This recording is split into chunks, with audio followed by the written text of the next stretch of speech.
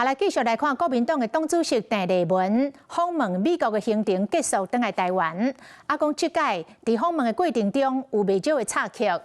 根據着平面媒體報道，講鄭麗文訪問團本地是透過美國一間遊說公司去申請國會幕僚的導覽，但是並無講明講這成員有包括鄭麗文，所以讓國會議員取消會面。立委王鴻薇是來回擊，講賣抓胖鑽空，講這撮訪問美國是要抓掉外界對國民黨親中國的標籤。主席要不要談一下成果？結束美國訪問，佇昨透早到台灣，國民黨主席鄭麗文面對記者質問無加講，不過伊表情看起來敢若真有成果。我們絕對可以負起區域的責任，締造兩岸和平。將訪問的過程加入短影片，強調團結。鄭麗文嘛講，伊本身佇華府的期間，總共見到9位跨黨派議員。不過依照平面媒體裡報，鄭麗文佇美東時間7站原定要拜會國安會官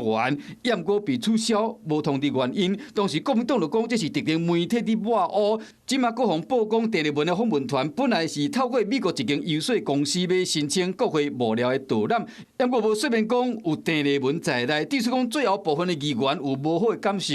因此眾議院中共問題特設委員會選擇取消雙方的會面。其實鄭麗文主席他訪美，當然他有他的目的啊，希望能夠撕掉這個外界對國民黨親中的標籤，代表他自己內心哦，其實對於自己有沒有可能獲得美方的認同，或者是如何對中國有所交代，在這個兩難之中，他自己也沒有自己的價值觀。